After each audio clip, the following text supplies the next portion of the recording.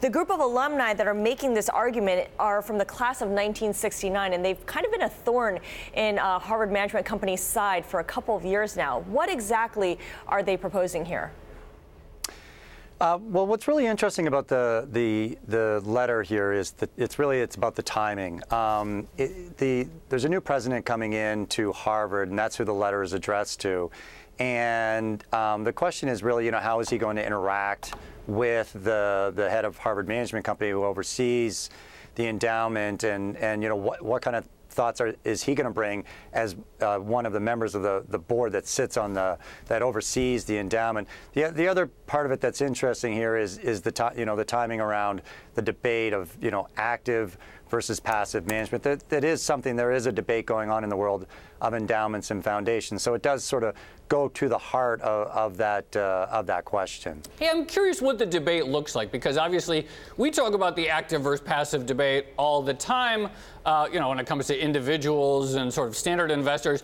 But there's this whole other world of endowments and extremely long terms, and everyone worships at the altar of the Yale guy who has his own sort of approach to thinking about endowment portfolios. What are people saying about whether endowments should be just going the passive route?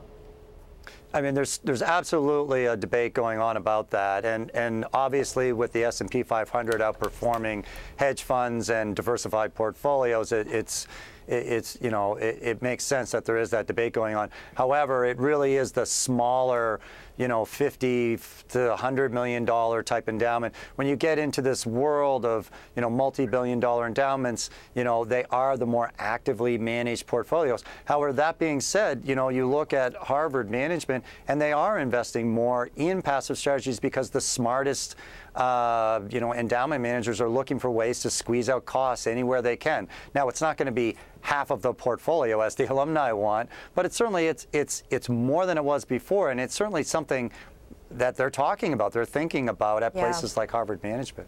I'm looking at EndoGo on the Bloomberg, which tracks U.S. college endowments, Michael, as you know. And Harvard, of course, has the most in its endowment, $37 billion, followed by that school in New Haven with $27 billion. But if you look at the one-year returns, you don't see Harvard up there. If you look at three-year returns, you don't see Harvard up there either. Five-year returns, Yale is number 2. Harvard's not there in the top 5. 10-year returns, Harvard's also not in the top 10. There's been a lot of turmoil at the top there of Harvard Management Company, Michael. Why have they not been able to figure out the right recipe, the right group of people to manage this? Well, first of all, thank you for the plug for the endowment function, which I've been intimately involved with. Harvard's had a series of issues with the way that they run their management company, and they're trying to address those.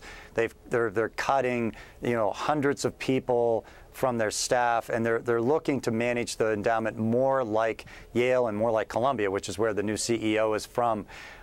Whether they can do that and the timing of that, again, let's go back to the timing of this letter. It's probably, I don't know how these things land in the offices of Harvard Management, but I'm guessing they probably saw this and thought that was kind of interesting for them to think about, because they are thinking more about how to get get the beta, as they say, at the lowest possible cost. And my understanding is they are taking a look at more passive strategies on the way to just getting better returns, on par with, the Yales and the Columbias of the world.